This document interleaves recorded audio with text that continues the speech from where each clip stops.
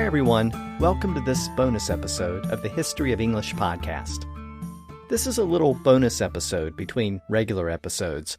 I know that many of you are at home trying to pass the time and eagerly awaiting the next episode of your favorite podcasts, and I've gotten a few requests for an early release of the next episode, but unfortunately I can't complete a regular episode much quicker than my normal schedule allows. So I decided to put together this bonus episode to tide you over until the next regular episode is ready.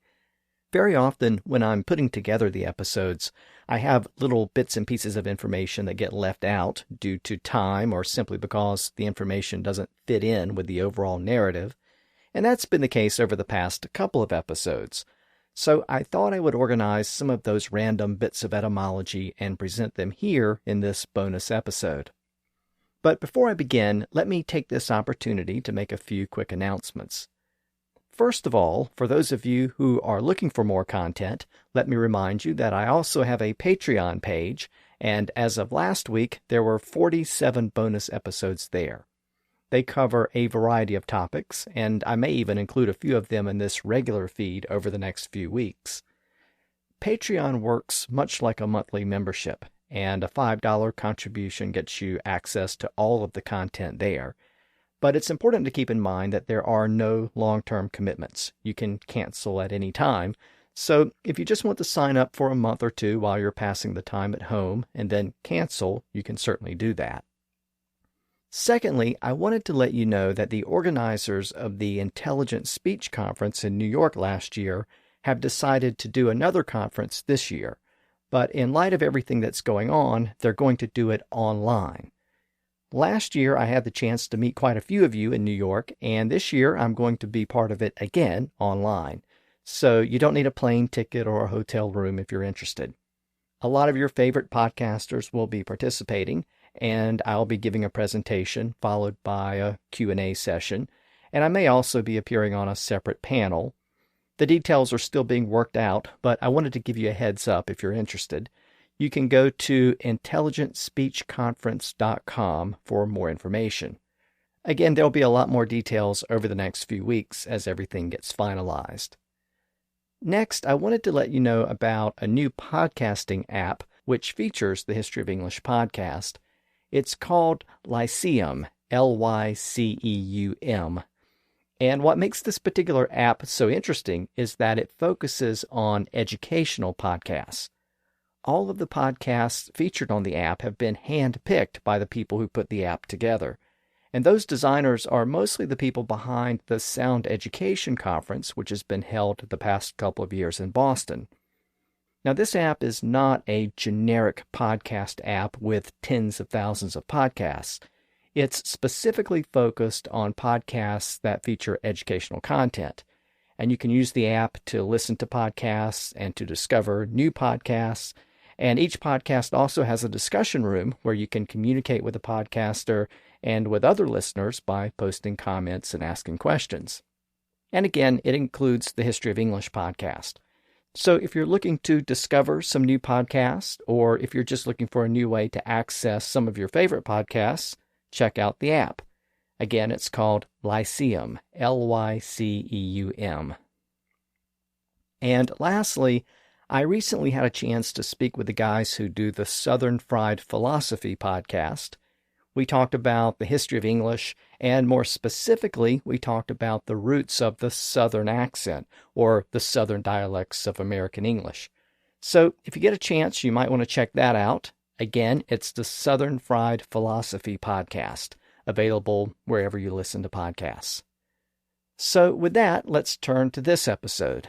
And as I noted earlier, I had several bits and pieces of etymology that didn't make it into the past couple of episodes, so I thought I would present those to you here. If you've had an opportunity to listen to the last two episodes, you may have noticed that I sped up the narrative a bit.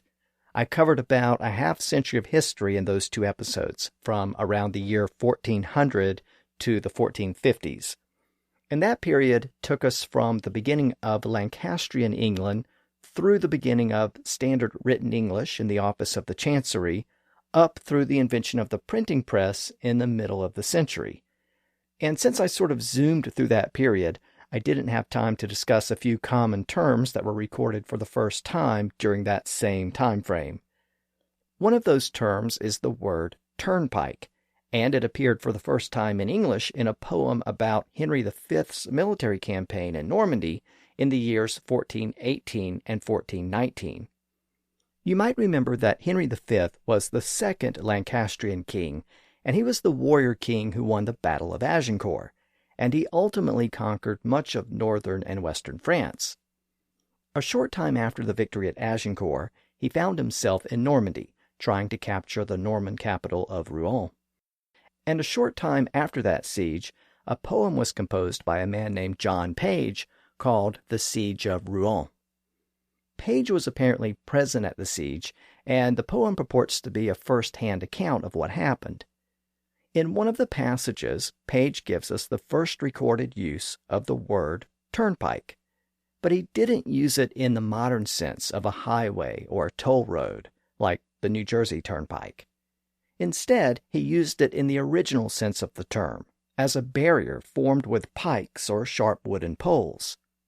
Here's the passage, first in a literal modern English translation. Our king commanded with his cry, in harness and armor every man to lie. Outside the border of his host, he made a ditch at great cost, marked with stakes that would persist, with turnpikes and with many a fortification. Guns good and bows readily bent, they were laid in many passages.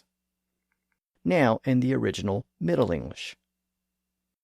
Your king commanded with his cry, in harness every man to lie, without on the border of his host, a mad ditch of great cost, picked with stakes that walled to Paris, with turnpikes and with many an erse, going as goda and ready benta, they were laden in many went. So in that passage, Page describes the preparations that were made for the siege, and he mentions that turnpikes were constructed. A turnpike was a fence or barrier made with pikes or sharp poles. A pike was a common weapon by itself. It was a long wooden pole, usually with a pointed metal head. And in this case, the fence or barrier was made with pikes protruding from the top to prevent men on horseback from crashing through the barrier. So that explains the pike part. But why was it called a turnpike? Well, it was because a turnpike was usually like a big turnstile. It usually had a vertical pole that stuck into the ground and served as an axis, and that allowed the barrier to be turned. So if someone approached the barrier and was given permission to pass, the turnpike could be turned to allow the person to go through. Thus a turnpike. So from that original sense of a barrier that restricted passage, the word later came to refer to a road or a stretch of road where permission was required to pass. And in the modern era, a turnpike came to mean a toll road, a road that required the payment of a fee to access it and pass through it. The term was once common in Britain and North America, but it's much more common today in North America, especially in the northeastern part of the U.S. Now, the sense of the word turnpike as a road or a stretch of road also survives in a very common phrase or expression. If you say that something is coming down the pike, you're really just using a shortened form of the word turnpike. So if someone says something like, "That's the craziest thing to come down the pike in some time," they're literally saying that it's the craziest thing to come down the turnpike or the craziest thing to come down the road. So thanks to that process, we went from pike, meaning a pole or stick, to turnpike, meaning a gate or barrier, to turnpike, meaning a type of road, then shortened back to pike again, now meaning just a road. So that's why pike can mean either a sharp pole or a road in modern English. It all has to do with turnpikes, which were mentioned for the first time in the early 1400s. Now, a lot of people are familiar with the phrase coming down the pike, but they don't tend to use the word pike to mean a road outside of that phrase. And in fact, a lot of people don't even realize that the word pike means a road in that phrase. So given that confusion, it isn't surprising that some people change that phrase so that it makes more sense. You might hear some people refer to something coming down the pipe instead of coming down the pike. So they substitute the word pipe for pike. And you can probably understand why some people do that.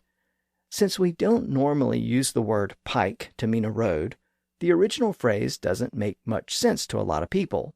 So they replace pike with pipe, which sounds similar and which has a logical meaning of its own.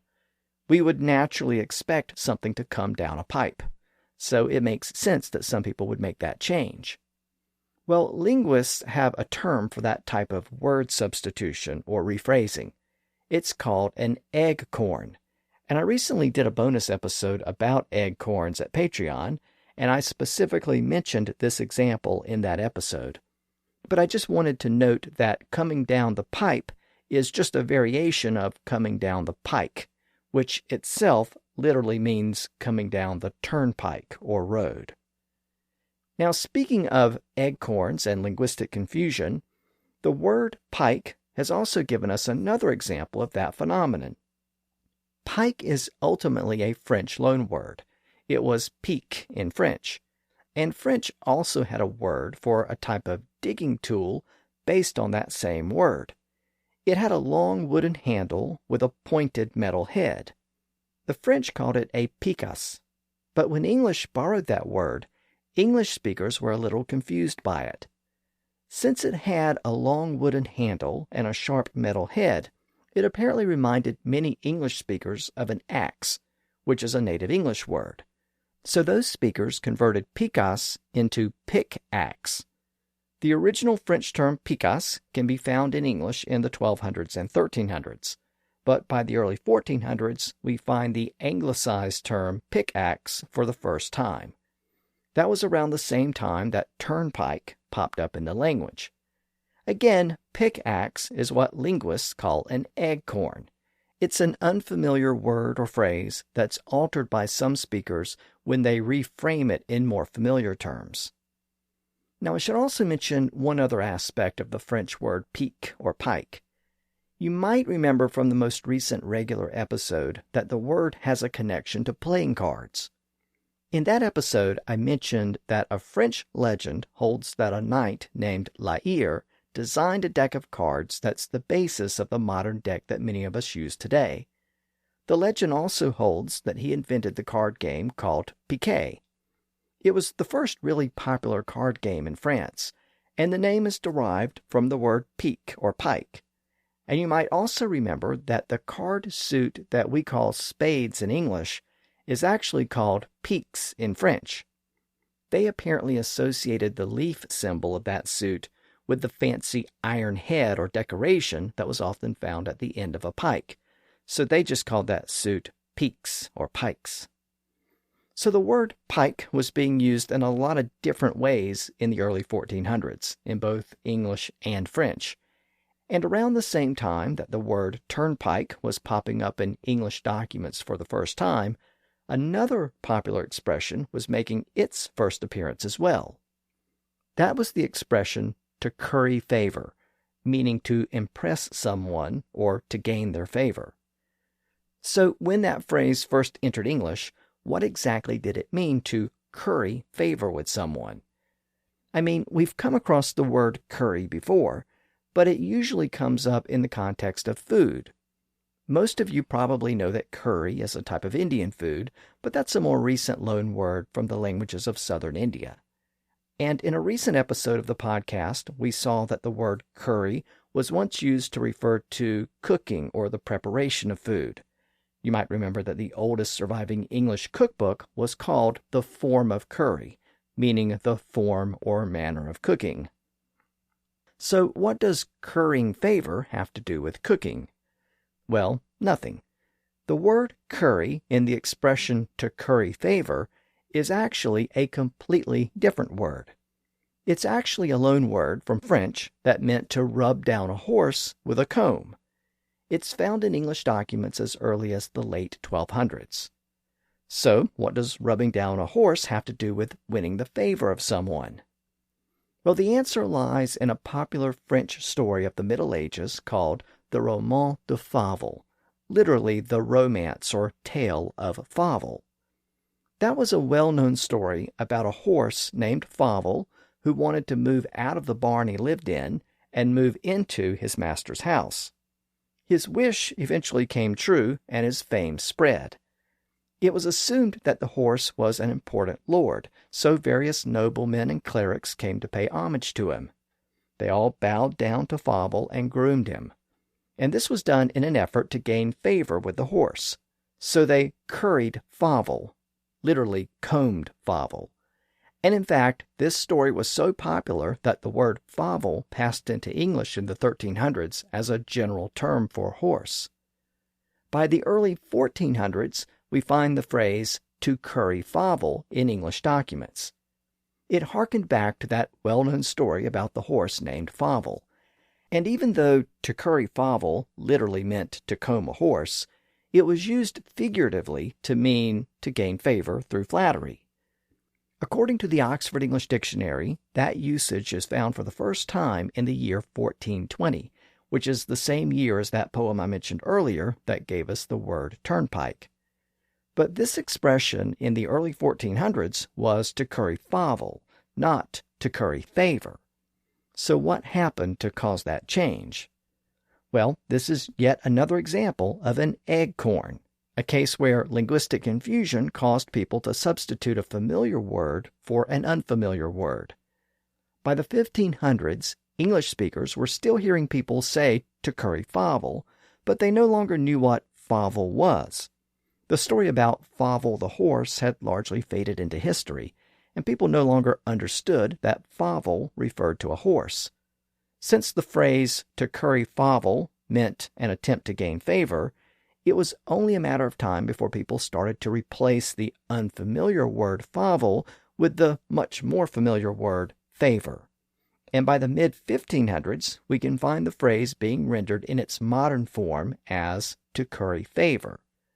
Over time, the original phrase was completely lost from the language, and today we just have the phrase to curry favor.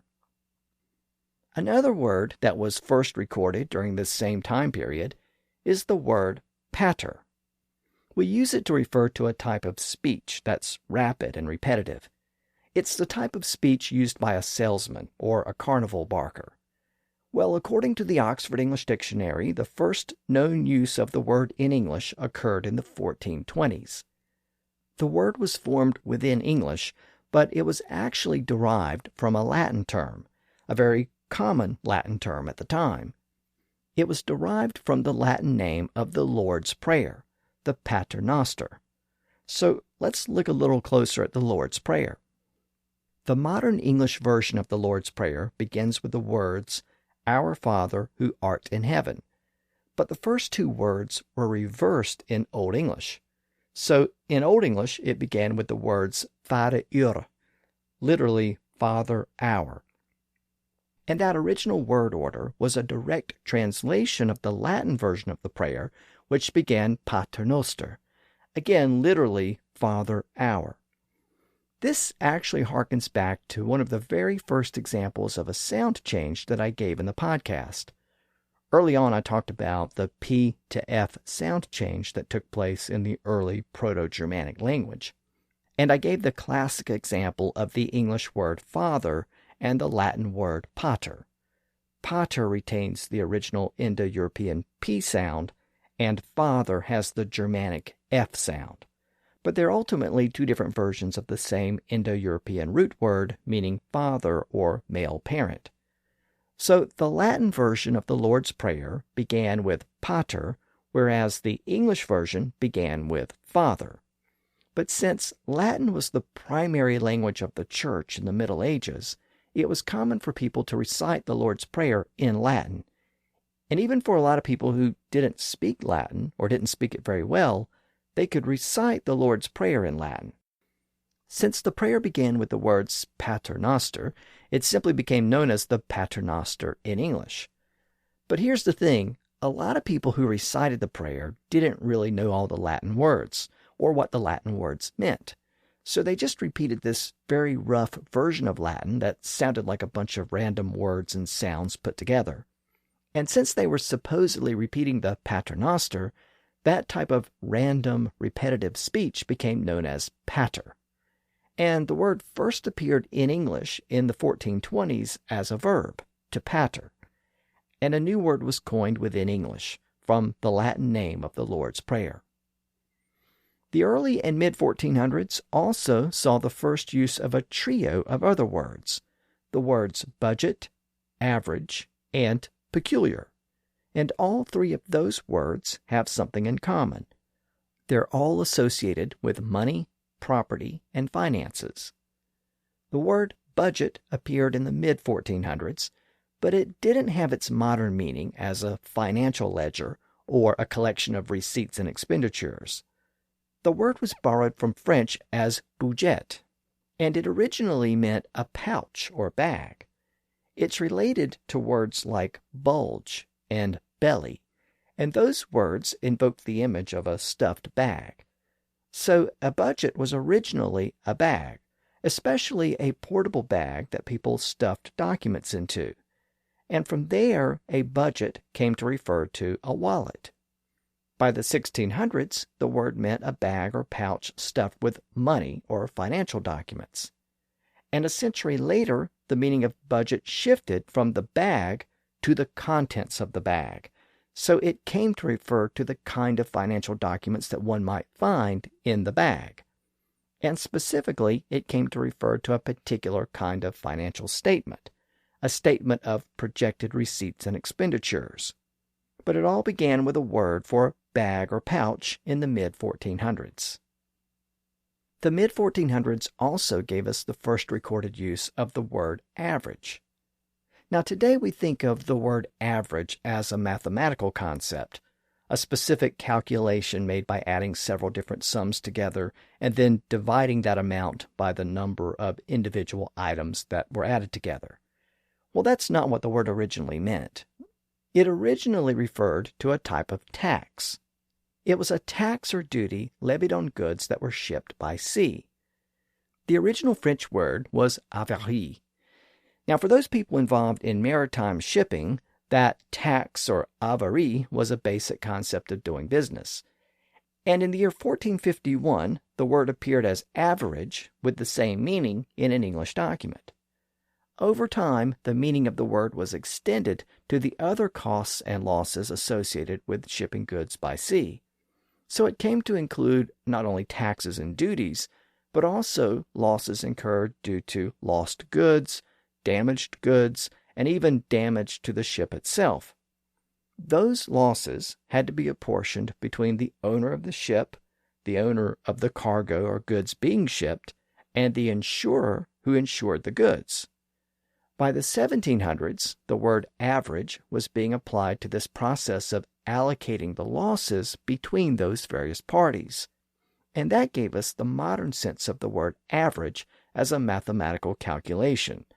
But again, it all goes back to a word from the mid-1400s that referred to shipping losses. Now, I began this discussion by noting that the words budget, average, and peculiar were all recorded for the first time in English in the mid-1400s, and they all had an association with money or property or finances. Well, that seems pretty obvious with regard to budget and average. But what does the word peculiar have to do with property or finances? Well, if you're familiar with the word pecuniary, you can probably start to see the connection. The Latin word pecu meant cattle or flock, and in the ancient past, a person's wealth was measured by the size of his or her flock. That Latin root word ultimately produced the word pecuniary, which is used to refer to money or money wealth. So an accountant or business manager is someone who deals with pecuniary matters. Well, the same Latin root also produced the Latin word peculiaris, which meant the cattle or property owned by a particular person. So it was essentially your personal wealth, the items that belonged solely to you and no one else. And from there, the meaning of the word was extended to refer to anything else that was unique to you. And that was the meaning of the word when it entered English in the mid-1400s as peculiar. So today, we no longer associate the word with a person's money or wealth. We think of it more broadly as any attribute or feature that's unique and specific to an individual. And we sometimes think of it as a quality that's odd or strange or unusual. But the word originally referred to a person's individual wealth, and it first appeared in English around the current point in our overall story of English in the mid-1400s. And before I conclude, let me mention one other word that's recorded for the first time in the mid-1400s. And it's a great English word that should never be overlooked. It's the word hogwash. It originally referred to table scraps given to pigs and other animals. It especially referred to liquids and watery leftovers, and that's apparently why it was called hogwash. You might remember from a recent episode of the podcast that people in the Middle Ages ate a lot of soup and porridge, so the table scraps tended to be dumped into a bucket or pail of watery leftovers, and they were then given to the pigs, thus hogwash. The first reference to hogwash occurred around the year 1450 in a document which used the following line: "They in the kitchen, for jest, poured hogwash on her head." In the original Middle English it reads, "They in the kitchen, for jappa, poured on her head with hogwash." By the 1700s, the word hogwash was used to refer to any kind of liquid or drink that was of poor quality. So bad beer or wine was sometimes called hogwash. And then in the 1800s, the modern sense of the word emerged when people used the word to refer to anything that was worthless or of poor quality. It was especially used in reference to a statement or idea that was worthless or ridiculous. So today we can conveniently dismiss any idea that we don't like by referring to it as hogwash. And we don't even have to pour a nasty liquid over someone's head when we do it. Again, it's a word that first appeared in English in the mid-1400s, around the same time that Johannes Gutenberg was inventing the printing press and the 100 Years' War between England and France was coming to an end. So I'm going to conclude on that note. I hope you enjoyed this bonus episode. Look for the next regular episode of the podcast in a couple of weeks or so. And in the meantime, I hope all of you stay safe and healthy. And as always, thanks for listening.